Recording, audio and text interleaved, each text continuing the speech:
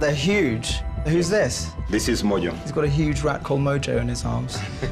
Half of the patients in this institute are treated for cervical cancer.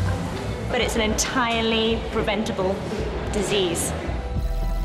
It's literally a bunker. These are 6-foot thick cement walls, all to contain the radiation within this room.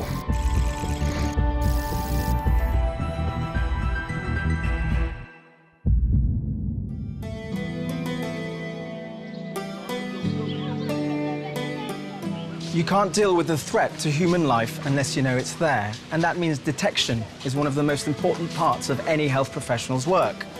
But here in East Africa, many of the most sophisticated diagnostic tools, from genetic testing to nuclear imaging, are simply too expensive. I'm Dr. Javed Abdelmunem in Tanzania, where scientists are busy turning local pests into a crack team of disease detectives. Africa's giant pouched rats have an exceptional sense of smell and a docile nature, which Ngusi Beene and his colleagues at the charity Opopo are harnessing to save lives. Look at these rats. They're huge. They even have names. So who's this? This is Mojo. He's got a huge rat called Mojo in his arms. OK, and this is a specially trained rat? Yeah. Trained to do what? Detecting landmines. Detecting landmines. Every morning, the rats are taken to nearby training fields to practice sniffing out the explosive agent TNT in deactivated landmines. OK, are we actually in a minefield now? Yeah. OK, right. Wars have left many African countries littered with millions of landmines and unexploded bombs. Clearing them is notoriously dangerous, slow, and expensive. But Opopo's hero rats work 10 times faster than humans alone, are too light to set off the mines, and will work for peanuts, or in this case, bananas. In training, the rats scratch the ground where they think they smell a mine. If they're right, the handler makes a clicking sound, signaling that the rat can collect its reward. Since 2008, the rats trained here have cleared over 900 football fields worth of heavily mined land in neighboring Mozambique. But this is just the tip of the iceberg. We have another frontier which is making significant impact in the lives of people. I'm going to show you that in the office. As they've done so well at sniffing out mines, the rats' exceptional noses are now being put to work on one of Africa's deadliest diseases. Hello. And what's this one called? As in the footballer? Yeah, football. Are you going to send him into the landmine field? No, this rat is trained for another purpose, detecting tuberculosis. Tuberculosis is an infectious disease caused by Mycobacterium tuberculosis. It kills around 1.4 million people every year and is transmitted in airborne droplets inhaled into the lungs where the bacteria multiply. Symptoms include chest pain, fever, and coughing up blood. Without treatment, up to 2/3 of sufferers will die. But in countries like Tanzania, basic microscope techniques fail to detect over 40% of TB cases, and every untreated person can infect up to 15 others per year. So, just like the landmines, you're going to train these rats to smell TB? In history, Hippocrates used smelling to detect some disease, so it's not something new. Every week, sputum samples from 17 TB centres are sterilised for safety, then screened at Opopo's lab, which is the first in the world to use rats to diagnose disease. So these are real, actual tuberculosis sputum samples from local hospitals? Yeah, these are sputum samples collected from suspected TB patients. All the samples have already been tested in hospital, but outdated methods mean many TB cases are missed. Those that have been confirmed are left in to test the rat's accuracy, but only one technician in the room knows which is which. For all birds, he knows the position of the positives. But the two handlers... These two, they don't know the position. And the rat doesn't know either. The rat doesn't know. So that's what we call a proper double-blind test. Now the rat is ready to sniff. The technicians want to see whether the rats scratch over the confirmed cases and if they suspect any others. 7. Suspect. 8. Positive. So it indicated on the known positive and click followed by food. Followed by food. Yeah. And number 7, the rat indicated, but it was not positive from the TB center, so he said suspect. So we don't yet know that it could be positive, Yes. but the rat thinks it is. Now 10 samples are already Just finished. like that? Yeah. Wow. How long would that have taken a microscopist? Well, WHO says a single technician can do 25 samples a day. A day? Yes. 25 samples a day. And this rat did 10 in... 10 samples in a minute. That's 10-fold, 50-fold. I can't even do the maths. That's very much faster. Yes. And why is it so important to do it so much faster? You have 5,000 inmates in a prison, and you want to check whether each prisoner has TB or not. If you want to check this with microscope, it takes the whole year. Yeah. But with the rat, for example, you can do it in just a few weeks. The rats currently screen around 800 samples a week, and news of their work is spreading. So I'm going to introduce you to Janet. Janet is a former TB patient. Jambo, hello, how are you? Niliumwa, alafu nikahangaika sana hospitali nyingi. Sikugundulika kama nina ugonjwa wa kifua. Basi nilivyosikia kwenye vyombo vya habari kuna popo, nikabidi niende, nikapima pale makozi, nikagundulika na kifua. Nikatibiwa, nikapona mpaka leo mzima. Every week, the rats flag up dozens of samples missed by hospitals, which are then retested using Apopo's up-to-date methods. So Emmanuel prepared these smears from the sputum samples that were indicated by the rats. Yeah. That means the suspects. So he's going to stain these smears. So that sort of counter-staining acidification process makes sure that only the bacterium itself picks up the colour and everything else in the background will fade and decolour so that when you look at it under a microscope, it's very obvious. So here is the microscope hero. Hello. So yeah, we turn the light off, so we're in the dark because this is a fluorescent dye, and so the bacterium actually glow in the dark. So can I have a look? Yeah, please. Can I have a look? Right. Yeah, there's a lot. I wouldn't even have to count. That took me a split second to see that there's at least 200, 300 bacterium in that field. So that's really nice to see. The rats have got it right. You know, our rats, I think Astrid, she actually got a suspect case there that is actually positive, and that would have been missed with the ordinary diagnostic tools that we had in the community. So that's brilliant. More than 2,600 patients were missed by the TB clinics, but found by the rats and confirmed here. Since 2008, the rats have improved TB detection rates by 30%. And with 45 new clinics due to join the program next year, these extraordinary rodents are set to save thousands more lives. Itakuwa ni kama ukumbusho, kwa sababu alinisaidia nikapona.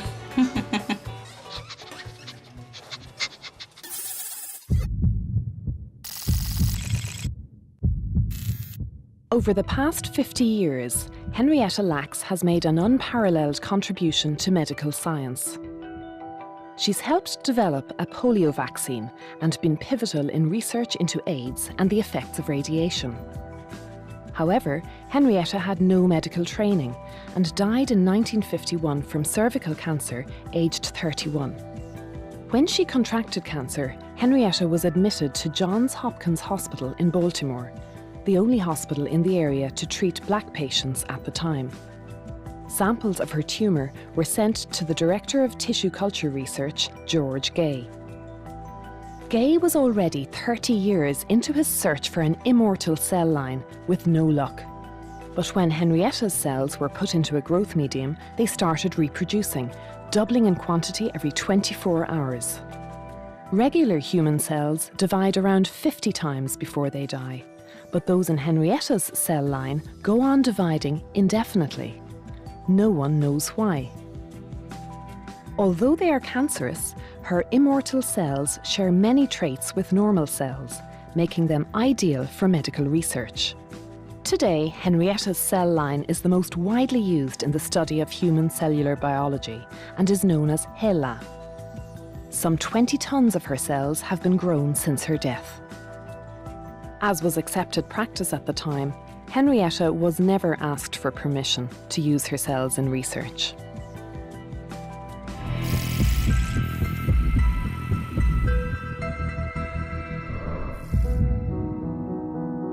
Cervical cancer kills more than 250,000 women worldwide every year, and that's despite it being a preventable and treatable disease. 80% of those cases occur in the developing countries, where due to a lack of resources, the disease often goes undetected. I'm Dr. Louise Peeling, and I'm in El Salvador, where I'm going to see a new screening technique that could save thousands of lives all over the world.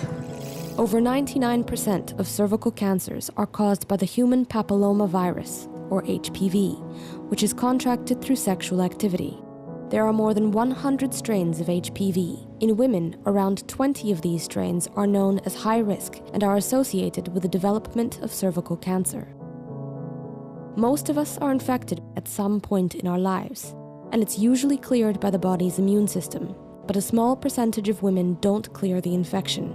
In a few of these women, the virus may lead to the development of cervical cancer. But if discovered early enough, the precancerous cervical lesions caused by the virus can be treated before they develop into full-blown cancer.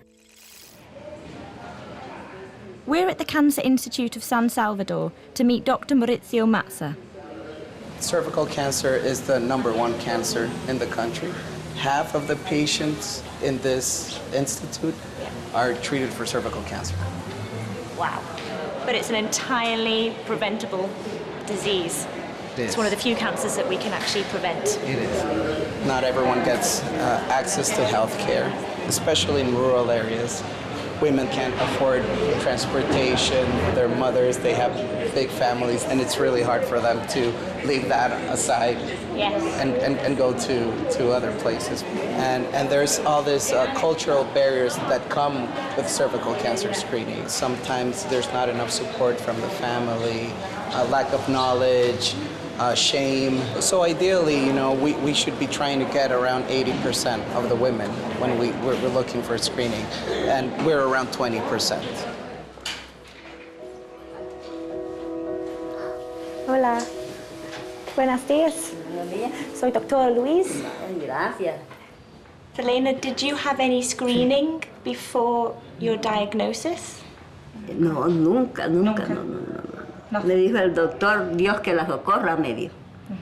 Because you hadn't had screening before, why not? What stopped you from being able to get screening? Antes no. Cuando yo crié a mis niños, mis hijos, nunca me dijeron que fuera.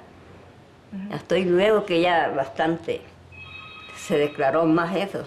Pero ya cuando fui y me agarró esto ya era tarde. Y al borde de la muerte, pero bendito el Señor. Yo le debo promesa al Señor. No le dejé yo a nadie esa enfermedad que regó en todos los países. No respeta edad. Yo no he sufrido. No, pero mira. Sí, qué bonita es, ¿verdad? Qué bonita es ella. Hasta los ojitos. Thank you, Magdalena. Good luck. Ay, qué bonito, qué angelito que Dios me presentó. Vaya, hija. El Salvador is implementing a product that could revolutionize HPV screening in developing countries. A partnership between El Salvador's Ministry of Health and a non-profit organisation called Basic Health International aims to screen 30,000 women by 2015 with a revolutionary product called Care HPV. This simple HPV testing kit, developed in China and the US, allows women to be sampled in rural settings. Eventually, the aim is for women to be able to self-test at home. ¿Cómo vamos a hacer la toma del proveedor? Que es la que yo voy a hacer. Si ustedes se fijan, la foto casi se parece a mí, la licenciada que está ahí, ¿verdad? Va. Entonces, en este año inició un proyecto que hay una autotoma. No quiere decir que se van a tomar nada ni nada, sino que ustedes se la van a tomar, se la van a realizar. Voy a tener así como tapadito, ¿verdad? Y le voy a entregar el tubito y le voy a entregar el cepillito. Miren qué chiquitito es, chiquitito, ¿verdad? Girarlo de 3 a 5 veces. 1, 2, 3, 4, 5. Lo van a girar. Tiene que asegurarse que se meta cabal aquí donde está el líquido. Lo que van a hacer es quebrar lo que queda del plastiquito. Cells from the women's cervix are run through the CARE HPV machine, which detects the presence of high-risk viral DNA. Quieren conocer de cerca el cepillito y de dientes, pero sino que es un cepillito especial. No. El tubito tiene un líquido que es el que hay que tener cuidado. We've actually heard of one lady who found it difficult even to get as far as here to receive her test. So we're going to be able to go to her home with the team and take the test to her, where she can self-test in her home.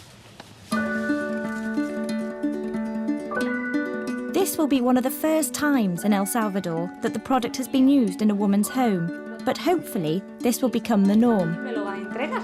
No sé si puede hacerlo usted solita, ¿sí? Have you had screening before? No. No? Okay.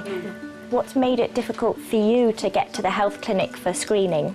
Porque se me presentó una emergencia, ¿verdad? Con una tía, como le dije, le di un dolor que parece de cálculos en la vesícula, me tocó que llevarla y no pude asistir por eso. And Claudia, what would you advise other women? Que es necesario hacer por el bien de ellas, ¿verdad? Y que es fácil, no es de una gran cosa, ¿verdad? All the tests from the day, including Claudia's, are taken to the local health centre, where the CARE HPV machine analyses the results. So Maurizio, we've got our final results for this group of women. Yes. And what does it mean?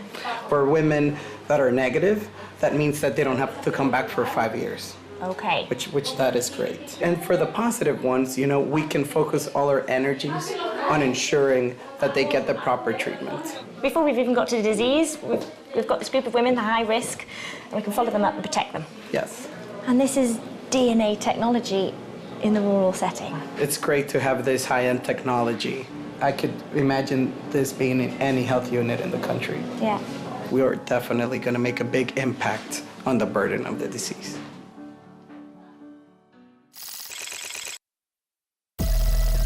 The WHO has warned that poor quality anti-malaria drugs must be removed from circulation to prevent a drug-resistant strain of the disease spreading from hotspots in Southeast Asia. If the trend is not curbed, the popular drug artemisinin could become useless, leaving no effective treatment for the 219 million people infected globally each year. A new study suggests excessive crying or colic in at least some infants could be linked to migraines rather than digestive problems. Of among 200 children who received emergency treatment for migraines, 73% suffered from colic as infants, compared with 27% in the control group.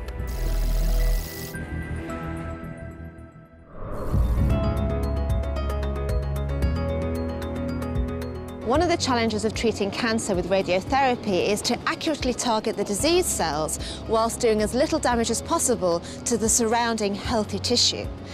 I'm Dr. Elizabeth Healy in a very chilly Leeds in the UK to see how physics and medicine are coming together to create precision radiotherapy.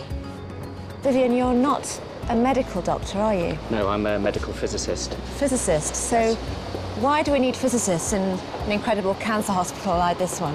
Well, the medical physicists are probably the best equipped at managing the use of radiation. We have a number of machines called linear accelerators, and these are used to target radiation to treat cancer patients as effectively as possible. Aren't you cold? I'm freezing.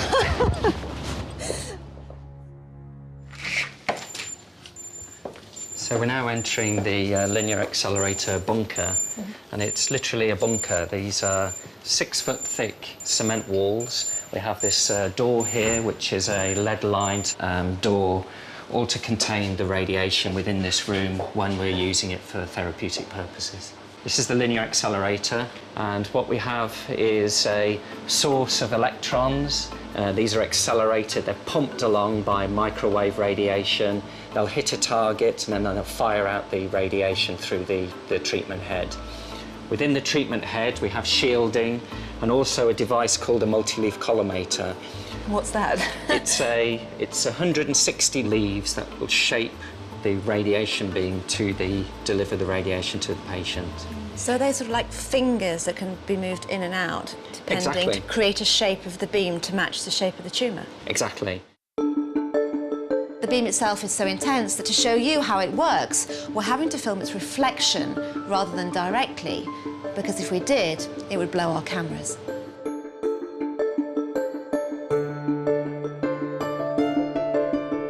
These radiation-resistant tungsten leaves are central to the system. They continuously reshape the beam of high-energy X-rays to match the outline of the tumor.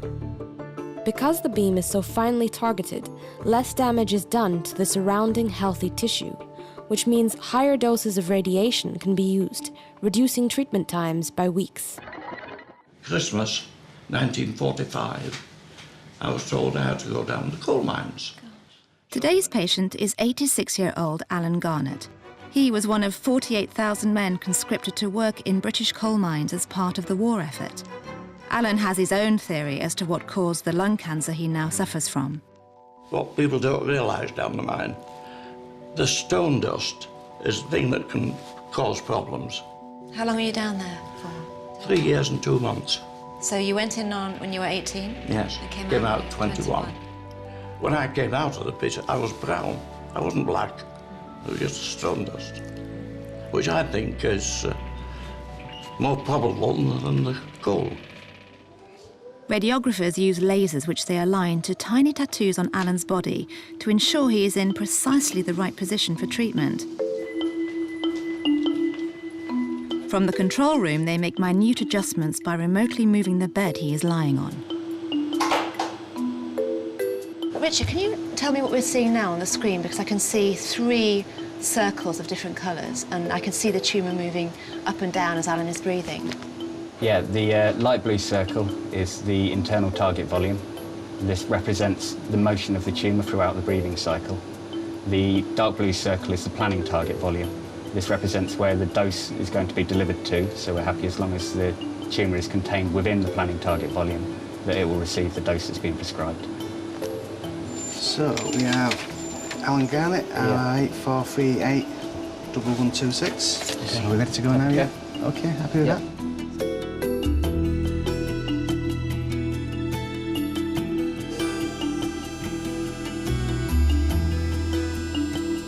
So what we're seeing here now, we can sort of see a square shape.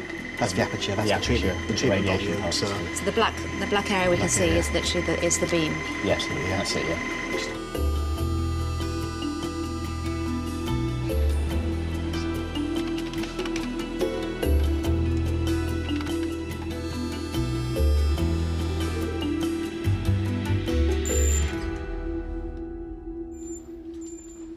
Okay, well done, Alan. Put your arms down now if you like. Hi, Alan. How was that? Excellent, lad. It doesn't need much imagination. I think you're laid here on a beach in the Mediterranean. Okay, there, you can sit up there now. Patients like Alan are coming from across the UK to Leeds to take advantage of this new treatment. And for Alan, having such state-of-the-art technology on his doorstep makes all the difference. Being a Yorkshireman, born and bred, it must be great to have this facility in your own county. It's absolutely fantastic. So I'm told that this machine is absolutely unique and the treatment best in the world. I'm fortunate that the cancer is in the right place to be treated and treated with this machine. I'm damned lucky. Very lucky indeed. So what we've seen today is that patients like Alan receiving traditional radiotherapy would get that treatment 5 days a week for up to 6 weeks. With this new technology, people like him can receive a much more effective dose in only 5 treatments. Stick your hand in there and let him feed. I can feel. Excellent. Did you realize these have especially sharp teeth?